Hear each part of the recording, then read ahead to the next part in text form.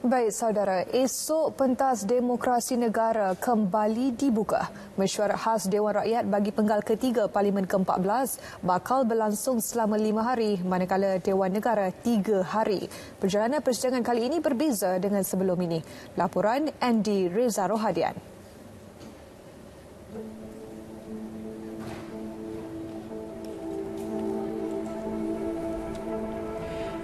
Persidangan bagi kedua-dua dewan lazimnya melibatkan beberapa urusan mesyuarat. Antaranya, waktu pertanyaan menteri, pertanyaan bagi jawab lisan, selain pembentangan dan perbahasan usul atau rang undang-undang. Namun, berdasarkan aturan urusan mesyuarat yang dikeluarkan Parlimen Malaysia, mesyuarat khas bermula minggu depan hanya akan melibatkan penerangan menteri-menteri. Istilah penerangan daripada menteri bagaimanapun tidak bermakna wakil rakyat cuma mendengar taklimat kerajaan semata-mata.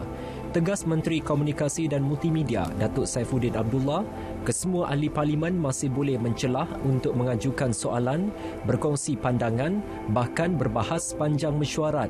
Perkara tersebut turut disahkan Menteri di Jabatan Perdana Menteri, Parlimen dan Undang-Undang, Datuk Seri Taqiyuddin Hassan. Jadi ada setengah di kalangan lah, saya tak nak sebut siapa lah. Dia kata ini dengar taklimat je, kita nak bahas. So, boleh bahas. Ahli Parlimen pada sidang kali boleh meminta penjelasan dan membahaskan apa yang dibentangkan oleh Menteri. Ini jelas, ini jelas. Jadi tidak timbul penerangan sebelah pihak ataupun hanya mendengar taklimat saja. That's not true. Not true at all.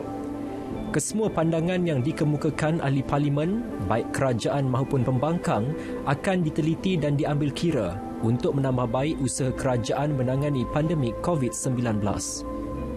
Yang buat Perdana Menteri sendiri telah menekankan bagaimana pelan pemulihan negara sedang dibuat sekarang ini dan akan diwujudkan Majlis Pemulihan Negara yang dipengerusikan oleh Perdana Menteri. Keahliannya dibuka kepada tokoh-tokoh tertentu, pakar-pakar, dan saya yakin akan disertai juga oleh ahli-ahli parlimen daripada pembangkang.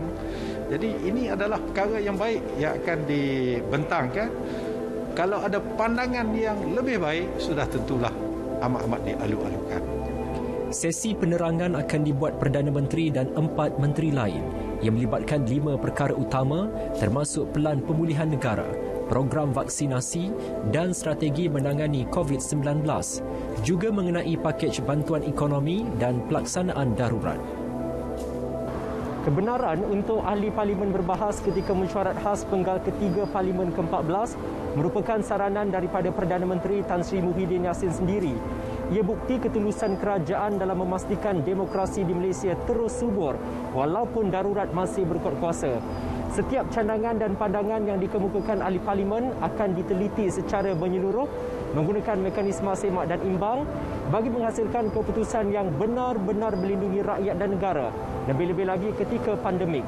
Selari titah Seri Paduka Baginda yang di Pertuan Agong. Andy Reza Rohadian, Berita RTM.